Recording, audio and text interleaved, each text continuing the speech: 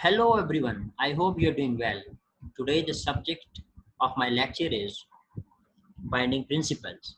In the previous lecture we discussed the basics of binding theory are are some very important terminologies that are being used in binding theory, and today we are going to discuss binding principles. There are three binding principles.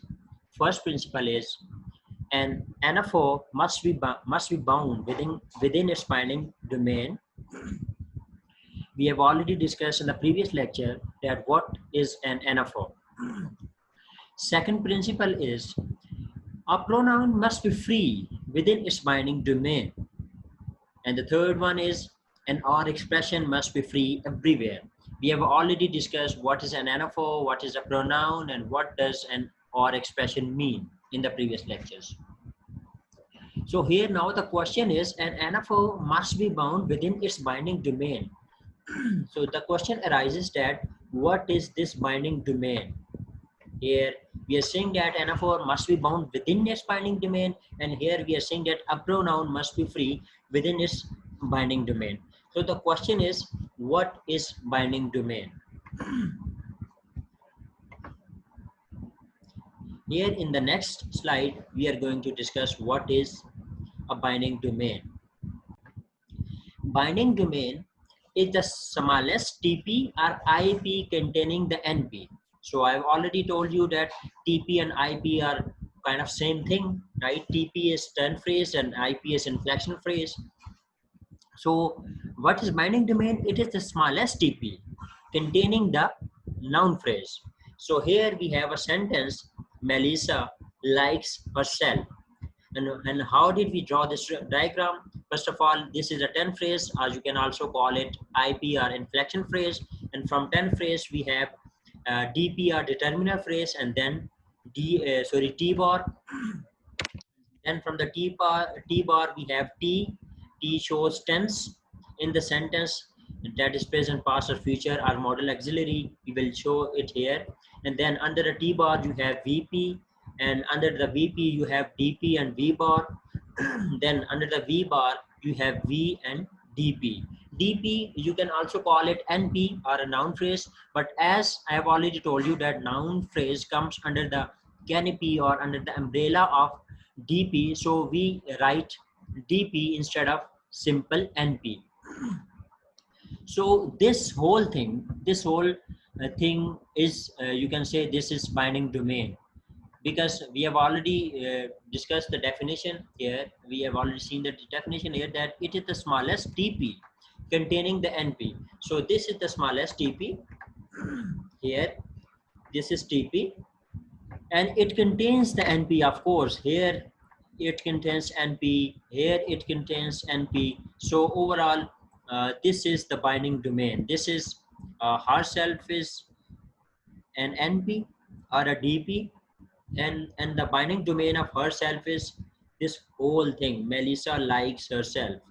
All right, this whole this whole class is the binding domain, because this is the smallest TP here, and there is no further TP in this. This is already at the smallest TP. We do not have any other TP under this TP, right? So it also has NP here and here as well, right? And specifically here, because this herself is basically related to this is already found within this class by Melissa, right? And here under the let me describe the diagram a bit more. Here under T bar we wrote minus past tense mean present tense, right? If I wrote if I write here plus present plus past, so it would mean that the tense which has been used in the sentence is past tense, right? For past tense we use plus past, and for present tense we use minus past. And if you have any modal auxiliary here, you will of course put modal auxiliary verb. If you have will or shall, etc., you will write it here. And under this TP you do not have any other DP, so this TP actually this is referred to this Melissa. All right, I hope you got the point. What is binding domain? This is the smallest TP or IP containing the NP. Let's move towards the next slide. Oh, well, let us discuss first principle of the binding theory in detail. An NFO must be bound within its binding domain. This was the first principle. Now we know that what is binding domain. This is the binding domain is the smallest TP or IP, which contain an NP as well. The first sentence is Alia said that herself was happy. So we know that the NFR must be bound within its binding domain. So what are the binding domain? First one is here. Ali said, and the second one is this. This is the second one, right? Because binding domain is the smallest TP. This is the kind of TP, and no, this is not binding domain. This can be known as binding domain, right? Because all right, these both are TPs. You can say 10 phrases because this is first phrase and this is second phrase. Here, Alia is NP and said is VP, whereas this that shows this is complementizer phrase. The phrases which start with if, whether, that, etc. They are complementizer phrases, right? And this that is complementizer in this sentence. See, I have already discussed this complementizer thing from the book linguistic for beginners in my lecture, which is already which you can also find on Google Classroom and on YouTube as well. Well, this is uh, the second TP. So the point is the anaphor must be bound within its binding domain. So this is an anaphor in the sentence. So let us look whether it is bound or free within its binding domain. This is the binding domain where an anaphor lies, right? So Alia said that herself was happy. So this X shows that you can say noun or the person or a pronoun as well. So here Alia's X and here I mentioned another X for herself because this herself shows that it refers to Alia, right? Alia said that herself was happy. So as this herself, it is referred to Alia here, which is in different binding domain, right? This binding domain is number one, and this is binding domain number two. Where here Alia lies in another binding domain, and herself lies in the different binding domain. So we cannot say that there is no word in this binding domain number two, in this domain, which bound this herself, right? Herself is being bound by Alia, which lies in different binding domain. So this definition does not apply on sentence number one. That is, an anaphor must be bound within its binding domain. So this herself is not being bound by any word, by any other noun or pronoun within its binding domain. So there is no word we can find which bounds this herself within its own binding domain. Let's move towards sentence number two. Omar believed that Ali loved himself. This is binding domain, and this is another binding domain, right? The smallest TP. This is smallest TP. So here Umar it is labeled as X, and here Ali is Y. Of course, this is another person, and himself is Y again. Umar believed that Ali loved himself. So this himself is this himself is referred to. This refers to Ali, right? Ali lies in the same binding domain in which himself is lying, right? So I have already written this Y because this is Ali and this himself also refers to Ali. That's why I use Y for both. So Umar is different person. So I wrote X for Umar, right? So himself here Ali binds himself in the same binding domain. So this is grammatical sentence and this is ungrammatical sentence, right? Because here by anaphor is not you can say here anaphor is not bound within its own binding domain. Let us look at the example number third. Umar believed that Ali loved himself. Here Umar is X, Ali of course a different person, so I said Y. Here himself is again X. So I use X for both. So it does mean this X refers to Umar. So Umar believed that Ali loved himself. So this himself, in other words, is Umar, right? Because I wrote X for both. So here himself is anaphor, and it is bound by Umar. So Umar does not lie in this binding domain. All right, Umar lie in the different binding domain, in this one, in this binding domain. So again, this definition, the first principle does not apply on the third sentence as well, because here himself, the anaphor, is bound by Umar, which lies in different binding domains. So this is also an ungrammatical sentence. Let's move toward the second principle. Second principle says that uh, a pronoun must be free within its binding domain. So wherever you find pronoun in a binding domain, it must be free. So let us look at an example here. Melissa said that she was excited. Here X is for Melissa and she is also again X for she. So it does mean Melissa and she are both are the same person because I used X for both, right? So Melissa said that she was excited. So she here is Melissa. So Melissa said that she was excited. Here she is not bound within its own binding domain by any other word, right? So in within its own binding domain, this is binding domain of she was excited, and this is the second binding domain. Melissa said this is a different clause, this is a different binding domain, and this is the second binding domain. She was excited. So in the binding domain that she was excited, she is not bound by any other word, right? By any other, you can say noun or pronoun. Here, Melissa bounds she, but Melissa lies in a different binding domain. So, the definition applies on this. A pronoun must be free within its binding domain. So, here the pronoun she is free within its own binding domain, and Melissa bounds this she, but Melissa lies in a different binding domain. Let us look at example number 2. Melissa said that she was excited.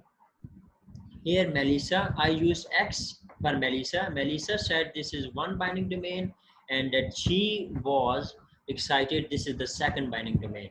Here I use Y for she. It does mean this is not Melissa. This is someone else, right? This is someone else. This is someone else. So this she is not Melissa because I use Y for this.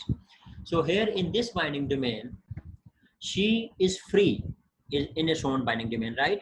There is no word, there is no noun or pronoun which bounds she within its binding domain. So again, the principle B applies here. Let us look at example number 3. Melissa said that she liked her. Look here, I used X for Melissa, Y for she, and her, and X for her as well. So this X shows that her is Melissa, right? Melissa is the same person as her because I used X for both, and this she is someone else. So Melissa said that she liked her. So this her is free within its own binding domain. There is no word, noun or pronoun which bounds her within its own binding domain. This is binding domain in the brackets. This is the binding domain for her, right? So there is no word which bounds her within its own binding domain, but it is bound by a word, by a noun, that is Melissa, but Melissa lies in another binding domain. So it does mean, again, the principle B is applicable on this sentence as well. So this sentence is again grammatical, right? All three sentences are grammatical here. So let us look at example number 4. Melissa said that she liked her.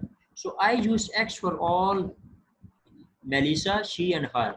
So it does mean Melissa said that she is Melissa again. So Melissa said that she liked Melissa, right? So again, this she and her is the same person as Melissa is, right? So in this binding domain, her is a pronoun, and it is bound by another pronoun, right? That is she. So we can say that pronoun here is not free within its own binding domain. This is the binding domain for she and her, right? So here her is not free within its own binding domain, because she, here her refers to she, so she also lies in within the same binding domain. All right, so this sentence is ungrammatical. So this is the last slide. Third principle is an or expression must be free everywhere. I have already told you what does an or expression mean.